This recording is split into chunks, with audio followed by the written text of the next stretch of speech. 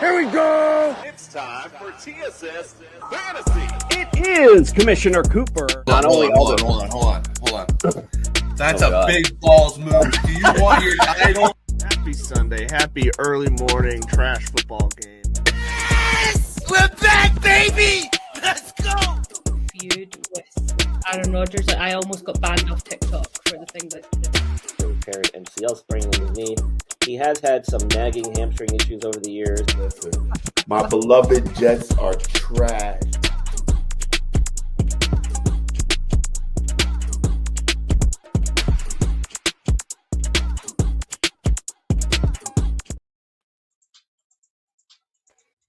And we're back, baby. Let's go. TSS Fantasy back in your house, and we're loving it. And if you're watching the Oscars right now, just put us on your phone, put us in the background. We're going to be talking about your favorite free agency studs. It's the Jester and Jesus show. I'm your Jesus. That's your Jester. Give me a yeah, Freddie. Give me a yeah. Yeah, I don't know what's going on with my screen, but I hear you. I'm here. Trust me. I will be back on in a second. But let's get it started. Let's go. Well, you might not be able to see us, Freddie, but we can see you. And I mean, shoot, man, I've been excited about this for a minute. You told me, hey, let's get a free agency show going. And I was just perusing free agency this week and just excited to get talking about it.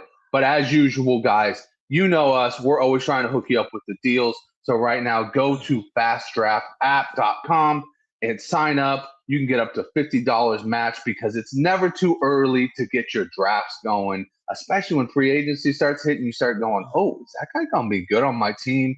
It's never too early. Remember that. Even if your wife says it's too early, it's never too early to get those fantasy football leagues up and going. And as always, if you're looking for your bling, you're looking for that championship belt, you want to represent. I know Freddie came so close to that championship belt last year, but he got too many. He knows all about this place, proambelts.com. Go check them out. They really do make top-of-the-line stuff, man. They make some of the best quality belts out there. And we just lost Fred for a second, but Fred's back. And, you know, Fred can attest to it. He could probably show you a couple of them. They are top-notch, best quality out there. Even considering Trophy Smack, I think they're a lot better quality. But go check them out, Pro-Am Sports and our Pro-Am belts, and tell them that TSS sent you. And today we have a very special guest. We got Brian Scott coming on. He's going to tell us all about his trip to the Combine. He's going to give us a little of the scuttlebug on the Max Crosby stuff. So let me talk very much less, and let's get the doc on. It's time to get your latest NFL injury updates with Brian from the Injured List podcast. The doctor is in.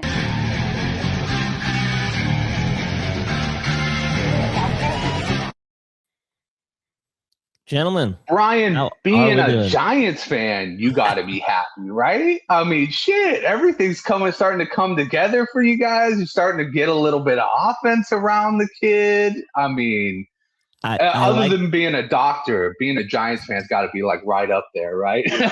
Yeah, well, that carries with it its own stress. But I'm very excited, and I like the way things are going. I like the direction we're headed here in the offseason. Some nice moves they've made for sure. And it just goes to show you it's all about the head coaching. The GM, I don't know, man. Joe Schoen, I'm not sure what he's really doing, but Harbaugh is definitely influencing what's going on now because the Giants in years past would never made any of these moves. Yeah, some are calling them the New York Ravens, but hey, the Ravens are making the playoffs almost every year, so I think the Giants fans will take that. That's right. They're not just cherry picking the guys that they need, and that's key. That's key. That's 100%. Well, Brian, you went to the Combine. You were a guy on the site. So just, tell us all about your experience. Tell us about the guys you got to meet. Tell us about the interviews you had. Just let us in on what was a scuttlebug at the Combine. So first of all, thanks to Deb Whitkiss of the Blonde Blitz, one of the other shows here on our network, that Sports Podcast Network. She is very well connected within the media landscape. She's doing some work with Sports Illustrated out in Los Angeles. She's also doing some work with the LA Rams and doing some reporting for them. So she's been very much connected in that world and was able to get media credentials for her and 2 other people, myself being one of them. So it was amazing experience to not just go to the combine, which I've done before, but this year we were able to go on media credentials, which was even better. So we had direct access to basically anybody and everybody you could imagine in and around the NFL, including the players doing their testing and everything there. So it was an awesome opportunity. I was able to ask questions of some of the guys that I actually did some injury analysis stuff on for my episode that I put out every year. And if you watch my episode, I actually did kind of like a documentary style where I kind of documented my trip to and from the combine and my experiences there behind the scenes and in the media room, interviewing players. They basically herd them around like cattle throughout the week and break them down by position. So every day there's a different position group that comes through the media center. They come through in special time allotments where they in a schedule basically where they'll march them out in front of the podium and basically the media's open-end game for questions, and they're usually kind of escorted around by an NFL handler or one of the scouting combine handlers. So they're on kind of a tight schedule. They make sure they hit the rounds of getting on the podium, getting to the bigger shows like Rich Eisen was there set up with his studio. The NBC Sports guys were set up there, including Mike Florio, Chris Sims were there doing their show. So they'll take the players around to make sure they get their media exposure on the big shows. They'll also go to the podiums where basically any of the media can ask questions. And it was just awesome because you're up front and center. And then usually the latter half of the day for those position players is when they get on the field, or they'll do their medical screenings and all their other stuff, which is kind of more behind the scenes. Nobody really has access to that.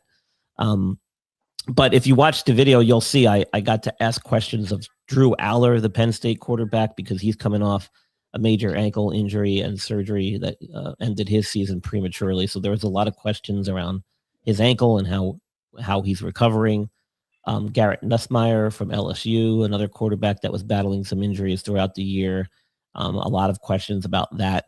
And some of the stuff I didn't even have to ask. A lot of it was volunteered by the players themselves because they knew it was going to be an issue, or some of the other media members were asking questions as well. So I just kind of listened in and got some information and see if I could kind of, decipher what they were really saying. So that was really great for me on that end, which allowed my analysis to really kind of be fine-tuned. Another player, for example, who I got to ask a direct question of was Nick Singleton, the running back out of Penn State. He's currently in the midst of recovering from a 5th metatarsal fracture in his foot that he had to have surgery on during the Senior Bowl when he got injured during practice for that. And he was still on a knee scooter. He wasn't even walking yet in his boot.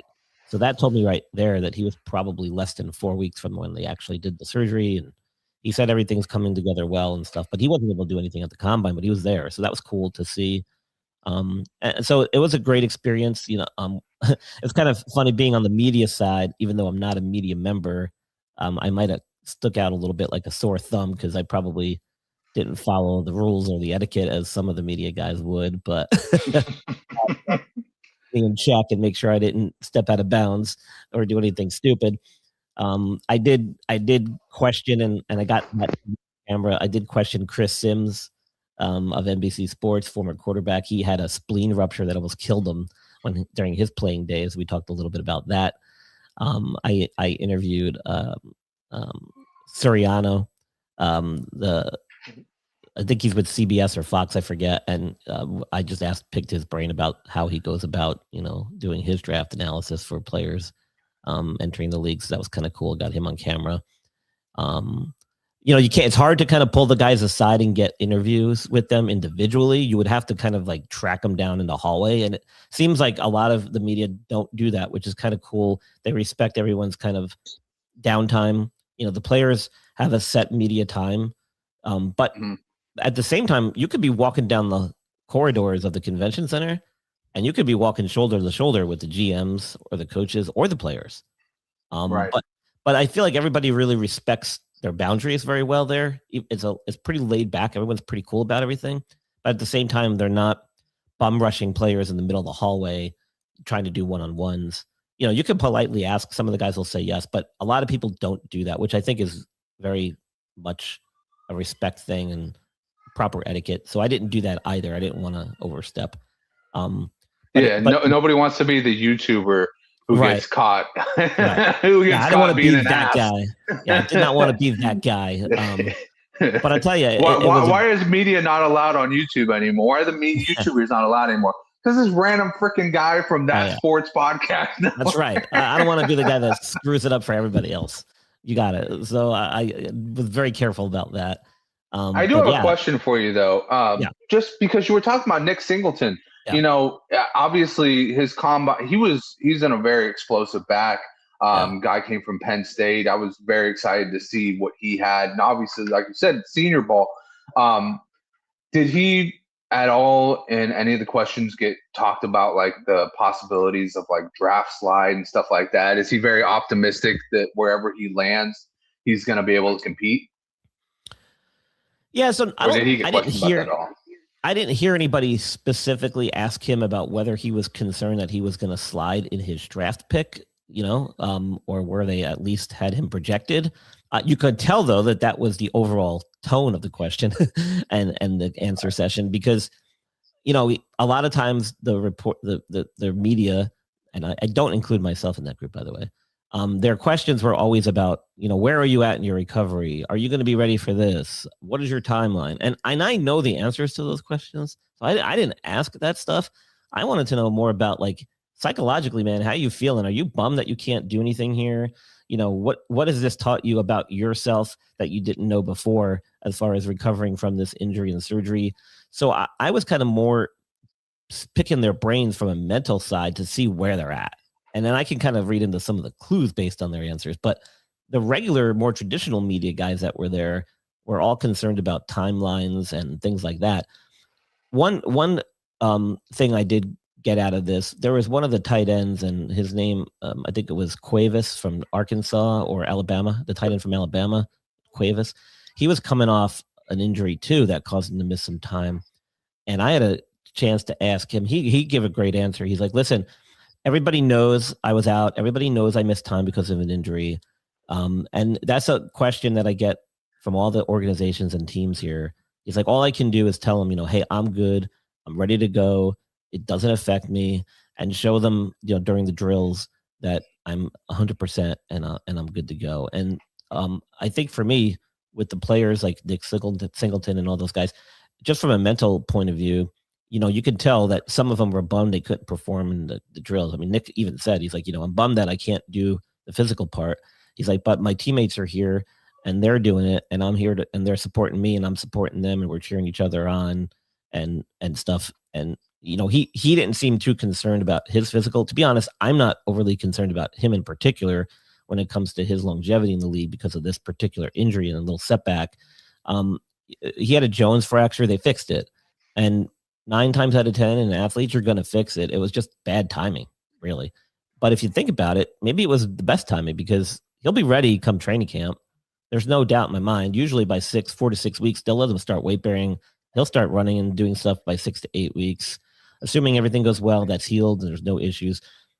That's a surgery that a lot of times we'll do anyway, regardless of whether we think it's not going to heal.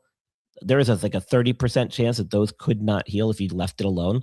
So in athletes like Nick, you just do it. You fix it, try to wipe out that 30% non-union chance or rate by fixing it and guaranteeing that it's going to heal. And the timeline for those isn't bad. So I'm not really overly concerned about him from that standpoint. I just wanted to kind of get a feel for how he was feeling about it and how it affected him personally, mentally. And I was able to do that because I was in the media credential. So it's kind of cool. That's awesome. I got one more question for you, Brian, because I remember that the Florida defensive tackle, Caleb Banks, they said that he actually got injured while he was there. I was just wondering, did you have any, and I think it was a metatarsal as well, did you have any like idea of like how long he was going to be out? Was there any chatter around, you know, because obviously, unfortunately, he was looking like a first round pick. And when you have a broken foot, and I don't know if the rumor was that he did a couple drills even with the broken foot before he knew it was fully broken. And I just wanted to kind of get if you had any information on any of that. So it's funny because I left on Saturday, or actually Friday afternoon, so I missed some of the on-field stuff with the more skilled position players, but I was there for the linebackers, I was there for the tight ends and the offensive line or defensive line.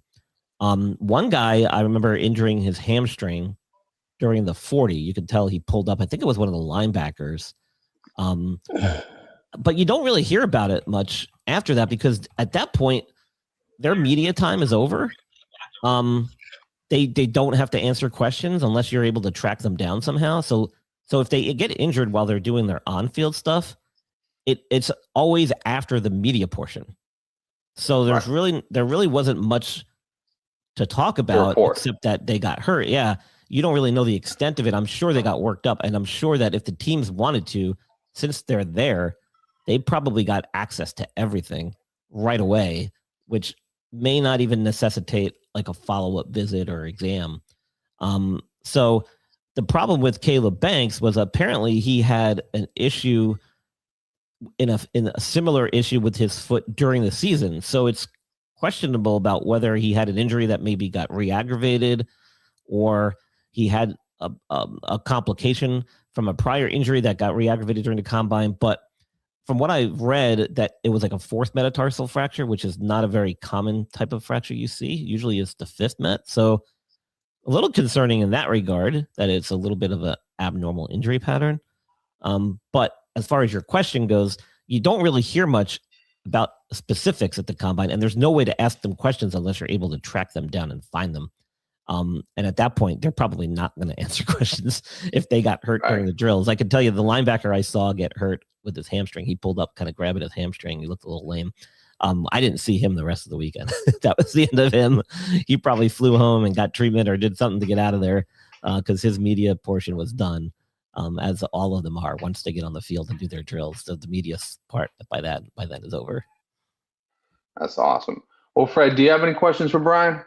I mean, I want to know the good stuff. I want to know what he thought about, like, who really impressed him, like Arvell Reese, David Bailey, Carnell Tate. Like, who did you see that truly impressed you? It's funny because, Freddie, in my career, I've usually been in the locker rooms. I've been on the sidelines, first as an athletic trainer, then as a PA now in orthopedic surgery. So I'm used to being around these athletes, like when they're not in pads, when they're not actively playing a game. And to me, all the drills at the combine are basically meaningless. I mean, yeah, it's nice to kind of put some statistics and numbers and get some objective data on them, but it in no way replicates actual game situations and game preparation, or how you basically react during the game to plays and how things develop on the field. I mean, yeah, the scouts love it, and it's a scout thing. It's not even run by the NFL. It's run by the scouting organizations, the combine. It's never been run by the NFL. It's an NFL sanctioned event, but it's put on and run by the scouts. So I think they take a lot of pride in it. They'll hype it up and say how important it is. But to be honest with you, from my perspective, it's a lot of hoopla over nothing. The medical portion of it, where they actually examine the players and do a lot of the testing and look at their medical histories and their medical records, for me, is what it's really about. And that was a big component of why it started in the first place, was so that the teams can have a central location to meet every year with all the potential draft picks and be able to look at their medical histories, do physical exams on them, see with their own medical staff present whether or not these guys pose potential long-term risk as an investment in their organization. And that's what it was originally started as. The drills were always a part of it. It just wasn't as popular or promoted or hyped up as it is today. We didn't see it on TV much, if at all. You didn't hear about it much, if at all, until more recent times. When it was started way back when, it was more about the behind the scenes stuff, interviewing the players, having them do their Wonderlic tests. It was more about, hey, let's take a look. This guy banged up his knee this year and had surgery. We need to see how bad it is and whether we're getting the full story here. So that's what it really was originally. And for me, being on in the middle of it and being there live in person for me was kind of cool. There was a lot of medical stuff going on. Unfortunately, even I couldn't get in it. It's a very select group of people that are allowed to participate. The NFL has their own team physician group that has conferences and they have lectures there. You can't get in it unless you're a member, and you can only be a member if you're a team physician. So even I couldn't get into that stuff, which is kind of a bummer for me. But it goes to show you how tight-lipped everybody is and how much they keep that stuff, close to their belt. But overall, like you're meeting agents, you're meeting players, you're meeting head coaches, GMs, assistant coaches, position coaches. They're all there. They're all there participating, there to evaluate players, there to support players, there to support their organization. So it was pretty cool. Deb and I actually even did a segment with the guys who make the bench, the dragon seats are the benches that on the sidelines in the NFL. Those guys, they were awesome. There. They had their product there. So we were like, hey, let's talk to them, get them on camera. So it's just, there's a lot of stuff going on around it. It's not as kind of big as like the Super Bowl, but from like that perspective, but it's still pretty cool. And there's still other things going on outside there. So, but yeah, I watched my documentary. I did my episode as a documentary style. I hope you like it. I put it out last week when I got back, and it kind of gives you behind the scenes. It summarizes everything, my trip, my experience, and Deb's in it a little bit, and I highlight some of those things that we did together, like the Dragon Seat guys. So it's pretty cool. Nice. And it's gonna be on the channel, right? Yeah, so it's already up. It's been up for about a week now. It's up on the channel, that Sports Podcast Network on YouTube. And then if you want to hear the audio version, it's released on all the podcast stuff too. Well, I know what I'm listening to on my drive to work tomorrow. Fred, do you have any more questions for Brian? No, I can't wait to see Brian when it comes to the draft. See if he could tell us then if he has anything else new. So take a look. 100%. I mean, so probably the biggest player coming into the draft that I featured on the analysis that I did during my documentary style episode was Jordan Tyson, the wide receiver from Arizona State. So this dude is, projected number 1 wide receiver. Everyone's hyping him up. I have a lot of reservations. There's a lot of red flags in his medical. The guy had a pretty serious knee injury that cost him almost 2 seasons. He lost time last year due to a hamstring injury.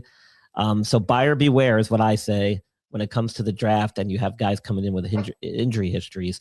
One of the famous guys I featured years ago was Brandon Ayuk. And we see what happened to your boy, Justin, this past season, coming off an ACL injury the year before. So was it an ACL or was it a brain injury? I don't know. I don't know what takes you away from $27 million, your knee or your head. Well, who knows? But he's a prime example of why I do my feature pre-draft injury special, because these guys, some of these guys are super talented. They have all the physical attributes. The combine, they shine. They look really good. Teams kind of get impressed by that. GMs get impressed by that. Head coaches sometimes get impressed to that, to the point where I feel like they neglect the film and they neglect the fact that these guys sometimes have lost a lot of time due to injuries. And 99% of the time, that translates over to the NFL. It doesn't go away. You don't all of a sudden go from major injuries at college level to no major injuries at the NFL level. It's a different game. It's much faster, much more of a higher impacts. The speed at which these guys play, the power with which they're hitting. You talk about the best of the best now. It's not like you're playing, low-level college teams anymore. You're playing the best of the best at every position every weekend. So it's pretty rare that a guy will have an injury history and have lost time in college to injuries, enter the league, and then all of a sudden never get hurt. It just never happens. So buyer beware is what I always say when it comes time to the draft. You might have to sometimes bite the bullet and go past the player who might be the best one or number 1 on the board and go for somebody who is going to give you more availability, which is usually the best ability. That's it. 1,000%. Well spoken, that one. Check out Brian's documentary-esque view through the combine. And as always, check out Brian's Injury List podcast. It is well informed. He is one of the best in the business. and he is our hidden gem here, honestly, at That Sports Podcast Network. Brian, we're going to send you out with NeuroGuard, and hopefully we're going to be seeing you on more future podcasts and hopefully a draft podcast very soon. Yeah, well, I'm gonna probably put out a little thing about the Max Crosby situation, because that was something we kind of touched on a little bit before we went live here. Oh, you know what? I totally brushed past that. Yes. Oh, that's okay. Please give me a little synopsis on that, please. I want to hear from a doctor. Okay, so my whole take on this, all right, just to try and summarize real quick.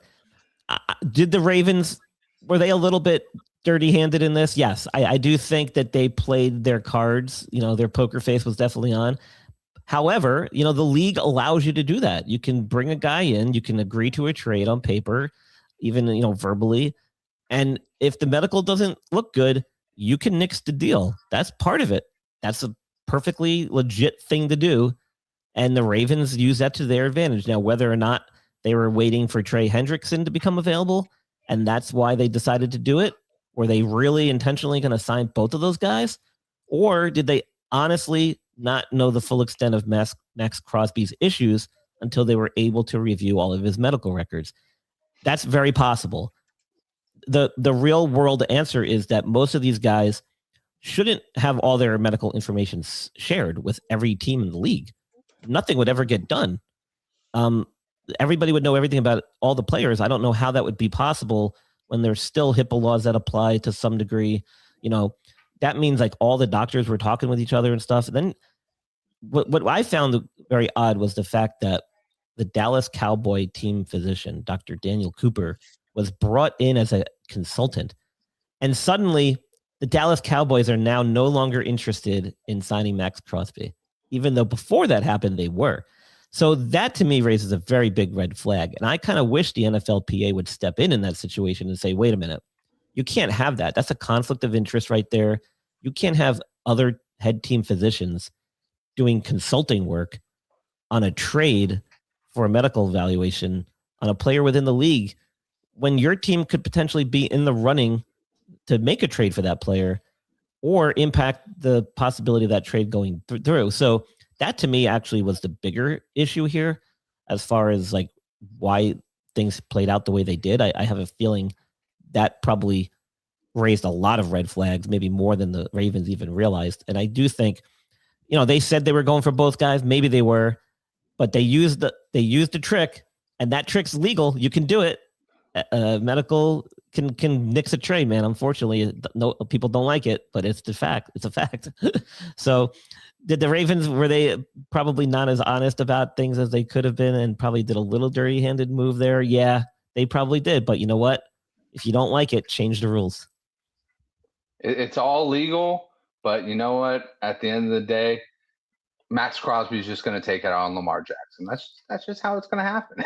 Listen, he's not, and I will say, hearing the surgery he had, the injury he had, meniscus injury, meniscal repair. Apparently, there was some cartilage damage as well. He just started walking. He's been off of it for like 6 weeks. I mean, these are all major red flags. The injury itself is not a good one, especially when you're at the stage of his career Max Crosby is. I mean, he's 29. He's been in the league a long time. This is not like a benign injury. This is a injury that could potentially affect his career going forward. There's no guarantees that what they did during the procedure is going to take 100% and heal. So, I mean, I can understand that the Ravens, if the medical portion was more concerning than they originally thought, I can understand that. The sheer fact that they knew he had surgery, to me, that's not enough information. Until you get your hands on all the actual scans, the images from the procedure, you were able to see firsthand how they repaired it and what they did. It's all in the details. And until they get all those details, you can't make an accurate prediction or evaluation of the player. So I hear a lot of people say, well, they knew he had surgery. Yeah, that's only part of it. It's all in the details. Until you get all the details, you don't really know. You might know what surgery he had, and you might know when he had it, but until you know the details, the very specific and fine details of that surgery and procedure and stuff, you don't really know what you're getting. And so I can understand if that was true, that the Ravens, got a lot more information than they may have had beforehand and decided, hey, you know what, this is not worth it for us. I could get that from a medical point of view. Yeah, and it seemed like they were just kind of looking at the investment as more than a 1-year investment. They were seeing it was 2 first-round picks. We need at least 2 years, and they weren't so sure about that. But I still think they're the Dirty Birds, not Atlanta. So, but thank you once again, Brian. Yep. We got to get to some free agency stuff, but we appreciate all of the knowledge, man. It was a blast. And like I said, go check out Brian's documentary, man. Documentary S Combine. A little walk through the combine. He is a wealth of knowledge, and like I said, he's still our hidden gem here because he helps us with all of our fantasy needs along with all of our football needs. And he talks a lot of shit about the 49ers being the most injured team in the league. So something about that electrical substation. Something about that electrical that EMF. Those EMF waves are really getting to him. All right, Brian, we'll catch you later. All right? All right, guys, have a good one. Hey, Brian. Dr. Michael Hutchison has harnessed the latest in neuromuscular dentistry and impact technology to develop a mouthguard that does more than protect. It enhances. NeuroGuard Plus isn't just a mouthguard. By focusing on the jaw's physiological position, it provides an added layer of neuroprotection, significantly reducing the risk of sports-related neurological injuries. All athletes should be using a custom mouthguard designed to their bite position. NeuroGuard Plus was created as a means to maintain your physiological jaw position regardless of your bite. The appliance is designed to optimize your upper-lower jaw relationship to improve your strength, your balance, your oxygen intake, and drastically lower your chance of a concussion. Independent studies have shown that the NeuroGuard Plus will provide you with improvement to both upper and lower body strength. The same improvements were not present with a common mouthguard. Over 6,500 athletes have used the NeuroGuard Plus. Dr. Hutchison is happy to say that the amount of diagnosed concussions is 0.2%. The NeuroGuard Plus offers athletes, coaches, and parents an advantage to keep their players safe on the field. If you or your child actively participates in athletics, they need to be protected from the dangers of repetitive head trauma. Get your NeuroGuard Plus mouthguard today. Click on the link and use code ILP Sports for 10% discount on your purchase. All right. All right, and we are back. And it seems like Coop didn't have a little slideshow for the free agency, little transition. Coop, you better work on that, buddy. Production team, bud. Production. Come you can tell us the off season. Man. He gets to stay at home and rest, and we got to be over here, and we're all alone over here, and we don't even have something to put on. Come on, Coop. Don't worry, I got my notes. But you know what? I found something for us. Let's get this little breaking news thing going here. Breaking news. The boys from TSS Fantasy still don't know what the hell they are talking about.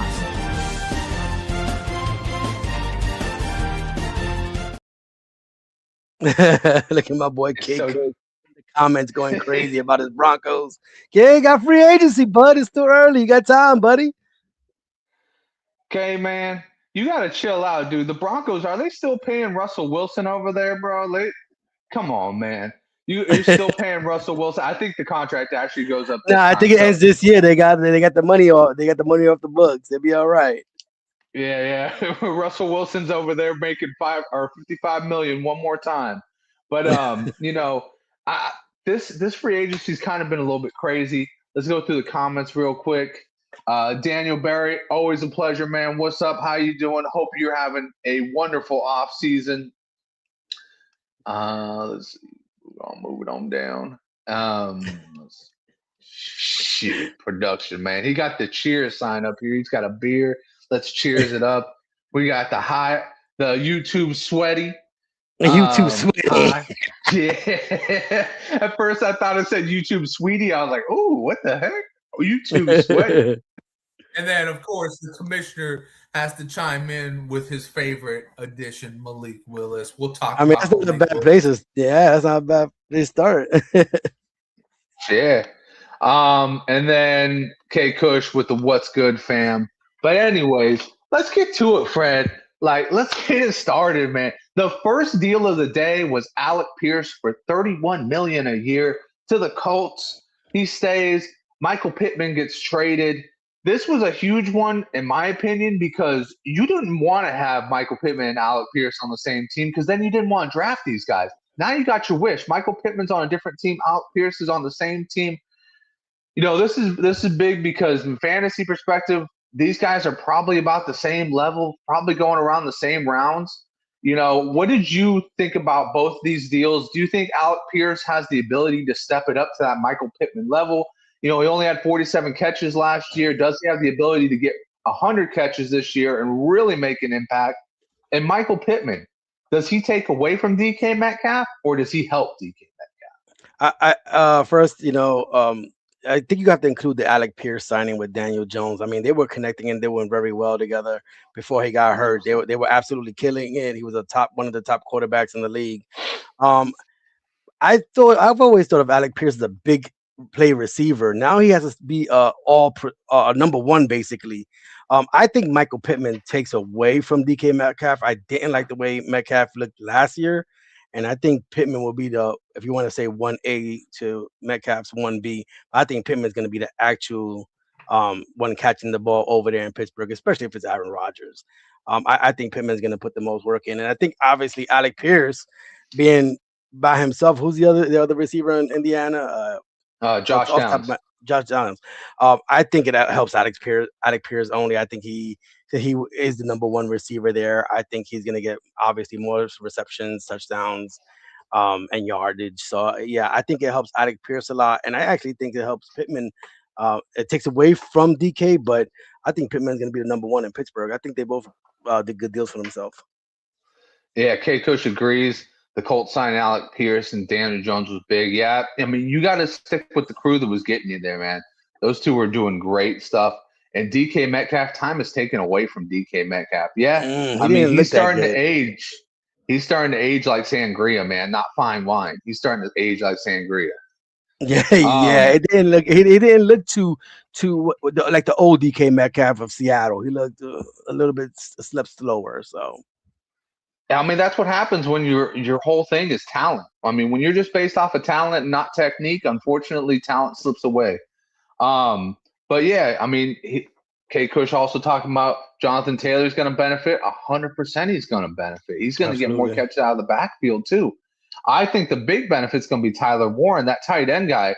He is going to be getting 100 catches easily. Does it hurt New England? Because New England was really after Alec Pierce, and they let their receiver go. What's his name? He went to Booty, right? He left. Yeah. They lost Diggs. They cut Diggs. Oh, they got rid of. They cut Diggs. That's right. They cut Diggs for choking a chef.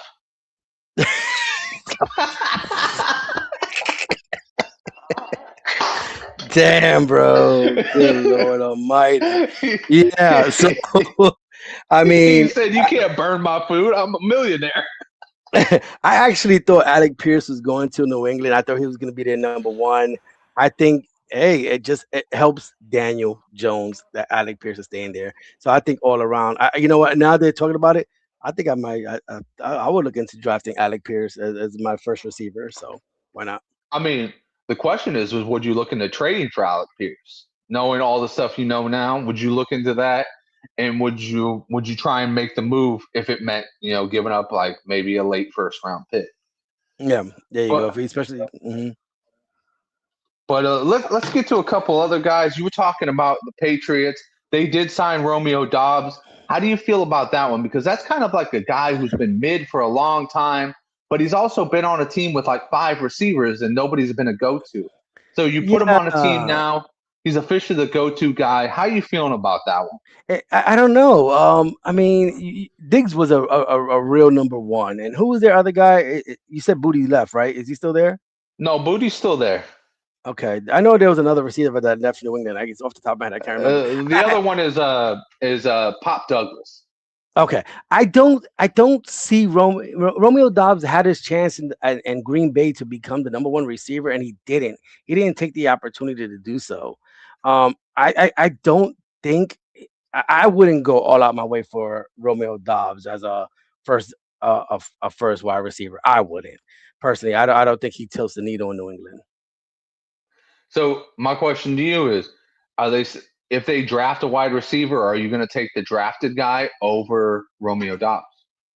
Oh man! If they draft somebody in the first round, say they draft like obviously not if it's like a Carnell Tate or like he said a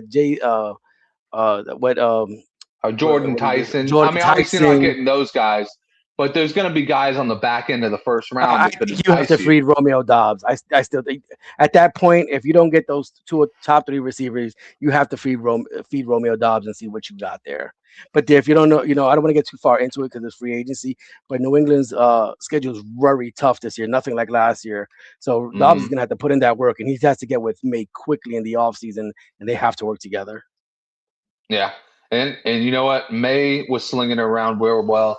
I think Romeo Doubs will be fine, but I agree with you. I don't think he's the number one option. I don't think he's somebody you really look at as number one option. Let's get a couple other ones. We had some huge ones. We had Ken Walker, Travis Etienne go off the board, and we had Mike Evans go to Frisco. I did not see that. 49ers, baby. I did not see that. I thought he was definitely going to stay in Tampa Bay.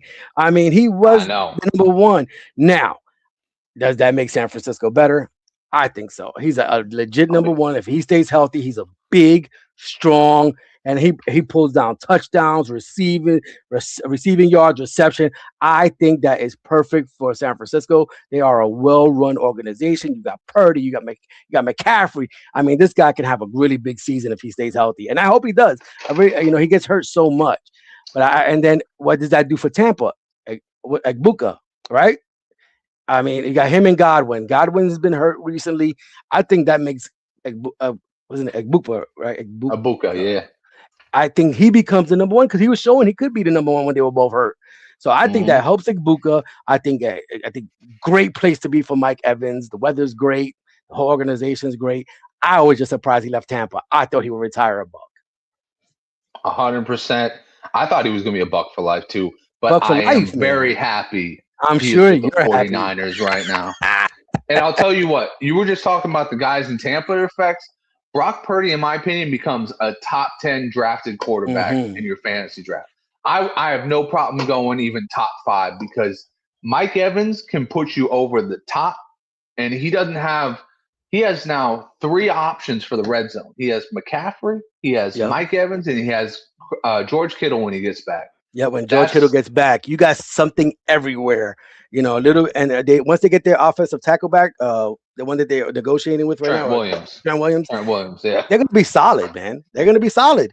I mean, Mike Evans, good for you, and good for the 49ers for pushing Ayuk out the way and getting all this foolishness out the way. But Mike Evans, I would definitely be one of my first receivers picked if he's available. 100%. Travis Etienne, I like the move to the Saints, but at the same time, the Saints are kind of one of those organizations. They're bottom dwellers right now. They're not doing so much. They need to get better. Travis Etienne, Ken Walker, Kamara. I mean, you still got. I think they were trying to trade him. I think they were trying to trade him. Traded yet. And so you got Etienne and Kamara in the backfield. It sounds like a great backfield. It really does because their quarterback is coming along. Tyler Shaw. I mean, he looks really good, but I mean, who really has 2 great running backs in their stable these days? Like, who pays for that? So I don't know. Who's the smash to the dash? They're both kind of more like speed guys. If they get rid of Kamara, Etienne shoots up. If they have to split, they both probably gonna be going down a little bit. That's 100%. I think that's pretty much the best analysis on it. It's where these guys land, and where more importantly Kamara lands. But how would you feel about Ken Walker? I liked Ken Walker to the Chiefs. Come on, man. That's gotta be beautiful, man. I mean, they lose. Well, they don't lose. They just push Pacheco to the side. I believe he went to the Lions. Is it the Lions? Good for them. They lost Montgomery, but they traded him, whatever. But Kenneth Walker himself, playing with Patrick Mahomes, bring back Kelsey, Rashee Rice. I don't know who they're going to get in the draft, but because they were looking at Jeremiah Love, but now you got Walker. You don't have to spend that there. I mean, they are definitely remaking that offense, I think Kenneth Walker is going to have a great year because this is exactly what Kansas City wanted, a nice number one running back. 100%. And you know what? He doesn't really have to do too much pass protection because they most of the time put their running backs out to catch the ball. So you don't have to worry about that. He's gonna be a nice complement in that offense. And Kansas City might be back next year. I don't want to say Yeah, I think so too. I don't want to get I don't want to look like a Kansas City fan addict because my buddy lives in Kansas City. He's not on today, Sam, but I might go look at them this year because I want to see before they move out of Missouri, they move to Kansas to the new stadium. Right. I might go, but I think Kenneth Walker is going to be a star, bro. If I'm doing a redraft, he's available to me once first, second round, 100% scooping him up. 1,000%. I completely agree to that one. K. Cush, Trent Williams, he definitely should get the Brinks truck backed up 100%. He has earned it. He's His old. career That's is the cool amazing. part about him. He's an older guy, but his play is still top notch. Yeah, I mean, I've just been listening to a lot of guys around, and he actively transitions his game based on his age. So he knows he's not using a lot of more power anymore. So he's trying to use more leverage. I'm like, this dude's he's on it. He's the smartest guy in the fucking room. I mean, he's 38 and he's still pushing around Myles Garrett like it's nothing. So, that says a lot. But yes, 100% should be back in that Brinks truck up. Okay, Cush also plus Pat Mahomes needs the ball out fast. 100% he does. He is mean. Oh yeah, I love it. Let's get to some other guys. We were talking about trades. David Montgomery, DJ Moore, they also got traded this offseason. Man, I got one question for you. Is DJ Moore, is he sliding into that 2-3 round in your redraft, man? Bro, that I think is wild. Listen, before Roma Dunze got to Chicago, this man was catching balls left and right, 1,000-yard seasons. Roma Dunze came in. Hey, he has a lot. He took away a lot from DJ Moore. I think DJ Moore is going to have a fantastic year. He is exactly what they want. Hey, most people be like, oh, we could have got AJ Brown. We don't know nothing what's going to happen with AJ Brown. DJ Moore is there. He's solid. He doesn't get hurt. Best ability is availability. That's DJ Moore. 1,000 yards easily this year. Easy. I probably have to agree with that. I think this is going to be like Stephon Diggs when he was in Buffalo. He's just going to make you go, oh, man, I got to get that guy on my team. Stephon Diggs was having 1,000 yards, 10 touchdown seasons like it was nothing. Josh Allen, his value never changes. I mean, I don't think it can get better, but I guess it probably will. But yeah, I mean, speaking of quarterbacks, you said Montgomery. Let's see who was the running back last year for the Texans. Woody Marks, and he's still there. Now, here goes the thing. Now, is Montgomery going to be used like they did with Gibbs Montgomery? Because Woody Marks was no slouch. I mean, I like Montgomery. I mean, he's a strong back. Does it up his value? I'm not too sure, to be honest. I'm not too sure. I think it's probably the Texans talking about.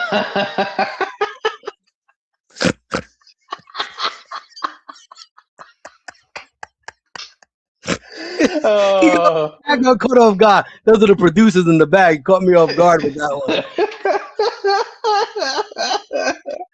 Oh man.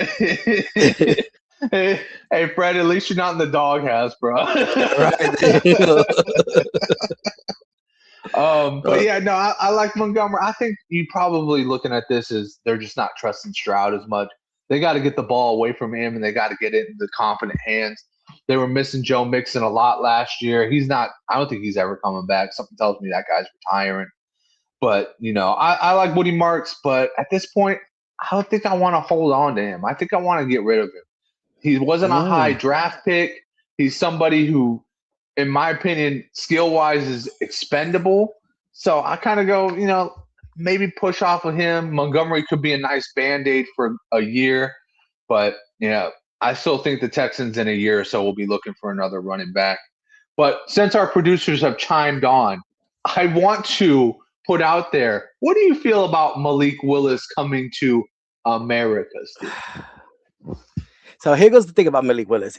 He was probably rated the top quarterback free agent or trade asset. Now, I don't know what to expect of Malik Willis. He went down. Jordan Love went down. He came in for 3 weeks, played good, and now and now, he goes to the Miami Dolphins. But now the Dolphins don't have Tyreek Hill. They say Waddle was on and off the field over time with injuries. So, and I mean, they have a good running game. If Malik Willis is what they say he's going to be, like everybody was boasting about him, it's a good pickup for Miami. Can't do no worse. I mean, Tua was bad. So yes, I think Malik Willis should have a good year. Waddle needs to step up as the number one. Achane, keep doing what you're doing, but Malik Willis, this is his shot for a couple of years to show that if he's a good quarterback or not. Because if not, they're already talking about the 2027 draft quarterback class. So if he comes out there and does shit, Miami's gonna have a nice high pick to be fighting for that number one, them top quarterbacks. I was just thinking this one, Jason, too. He gonna waddle his ass off the field every game. You always say. But this is his shot, man. I mean, he has to step up. He has no Tyreek. You got to step up, man. You are the number one. You are the man out there. I mean, they can't blame Tua. I mean, I guess, man. Look, do you want to move on to Tua too? I mean, I don't know why Atlanta just went stir crazy for Tua. Like they just, as soon as he became available, they were like, and there's rumblings about Atlanta. Like, bro, I mean, what are you going for? Have you not watched Tua play the last few years? Like you got two not very good. I don't like Penix neither. So does that help Tua? They had Penix and they had Kirk Cousins still actively on their roster, and they said, yeah, let's go get another broken quarterback that can't fucking win in the big games. Let's go get another one. So let's do it like this. Malik Willis up because now he's a starter. Tua down, Penix, because you still got Bijan and all these weapons. If you fail this time, Tua, your career is over, bro. Because you got Bijan. You got what's the tight end over there? Help me out here. Pitts. The tight end Pitts. You got Pitts. You got London. I mean, dude, what else do you need? Like, come on, Tua. I mean, you're playing in a dome. They're giving you everything you want, and they gave you a year contract to show it. And they only paid $1 million, so I guess they're okay with.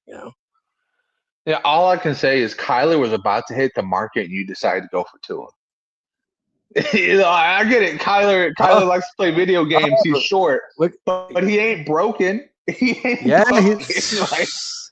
And don't forget, they also signed Jahan Dotson over there. So now you got a really good receiver with London, and Dotson's not bad. I mean, he's a good 2-3 receiver. So I mean, how could we ever forget about Jahan? I haven't done anything in my career, Dotson. Hey, you're right. But hey, they're not going to be worried about you. They could be worried about Drake London. So Tua, hey man, this is your shot. But I like that you brought up Kyler because how lucky are you to leave Arizona? I mean, don't get me wrong. I love the tight end McBride, but you're leaving Arizona. You're getting paid by Arizona. You get an extra $1 million by the Vikings, and they say, here you go play with Justin Jefferson, Hawkinson, Addison. Like here you go, show what you got. And they sit there, number 10 pick JJ McCarthy. Kyler is totally upside. I have him on my dynasty team. I'm keeping him now because now I have the combo because I just traded for Jefferson a few weeks back. Let's see. Kyler cannot mess this up. Kyler's on the rise. I got to ask you this real quick. Jacoby Brissett is scheduled to be the Arizona Cardinals quarterback. I like him. Jacoby Brissett, 100% of the day, or 100% of the time, is better than Michael Penix and Tua, correct? Like, as a fantasy option. As a fantasy option, you're looking at those three. You're looking at those three back-to-back. You're clicking Jacoby Brissett every time, right? Yep, absolutely. That's what I'm saying. So go out there. If you're thinking in a 1 QB league, I need a second QB, just wait till the end. Jacoby Brissett's going to be there, and he's going to throw for Big Ben numbers. He's having 250, 300, 325-yard games, and he still got McBride. So that's his go-to. Like, you still got McBride. And Harrison.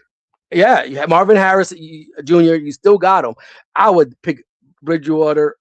I mean, Kobe Brissett before any of them guys. Like Tua, any of them guys, man. Any of them. Yeah, 1,000%. Well, you know what, guys? I just want to do this. Fred, we're kind of running a little bit on time. We're running out here. of time. Mm-hmm. So give me a quick synopsis. 3 guys that you think are going to benefit from going on a new team, and then 3 guys that you think are going to benefit from somebody leaving their team. Let's do the benefit from moving to a new team. You know, just give me one. Just give me one. Give me the one guy you think is going to be his ADP is going to skyrocket because he just went to this new team. It has to be Kyler Murray, right? I mean, then you get thrown into the best position possible. I mean, Flores is a great defensive coach. You got 2 great receivers. You have a great tight end, decent running game. I mean, Kyler Murray is 28 years old. You have the chance to solidify your future in Minnesota. Bump out McCarthy if you have a great year. I like it. I like it a lot. I think mine would probably have to be Ken Walker, just because he went from being this guy that was kind of like a middle of a round handcuff to a guy player to he's got no handcuff.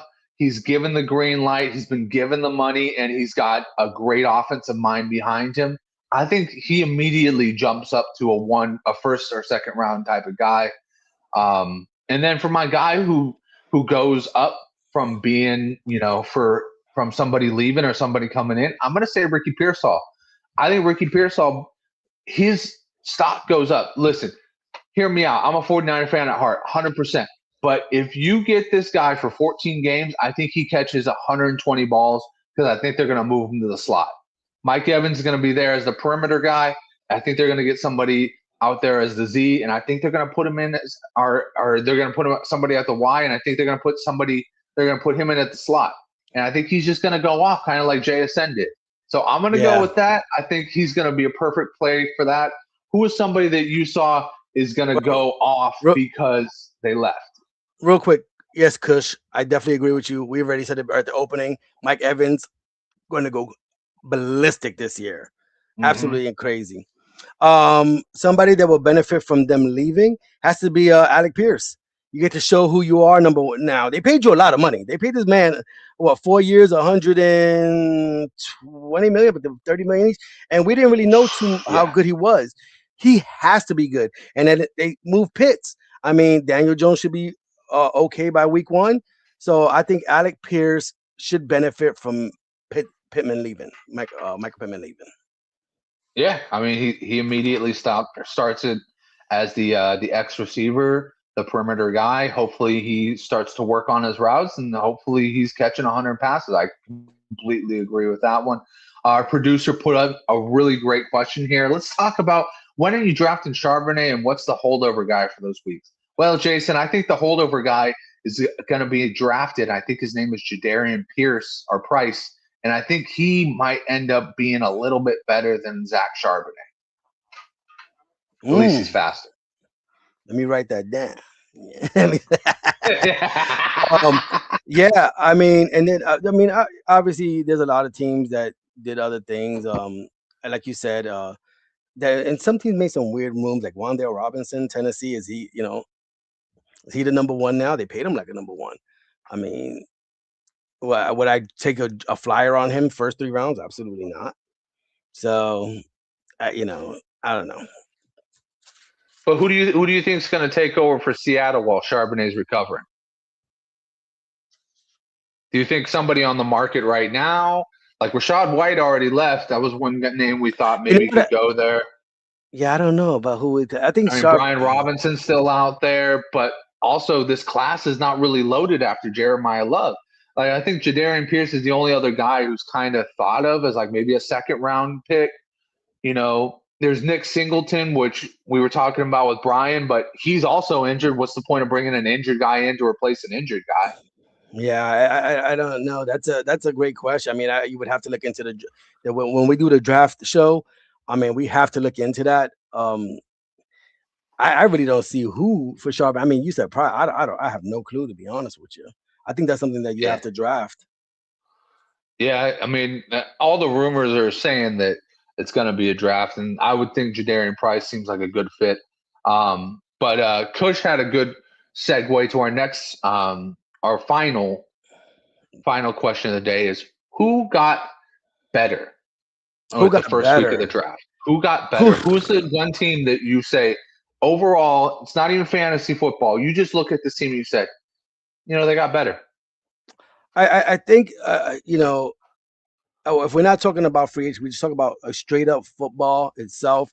I'm gonna go with the Giants. I think you got the giant Ravens, New York Ravens now over there with Harbaugh. I mean, he brought in Likely, bring in Mooney. You're gonna get Scatterbo back. You're getting Neighbors back. You getting a healthy Dart back. You got the number 5 pick in the draft. If you wanted to take Jeremiah Love or Carnell Tate, Jordan Tyson, I mean, I think the Giants got considerably better. I mean, enough to where they should be able to fight Dallas and Philadelphia for the division. So, and obviously, I know this isn't Joe Shine making all these spectacular moves. Harbaugh has a lot to say about all these moves that they are making right now. So I think the Giants got considerably better. I would agree. And everybody's here.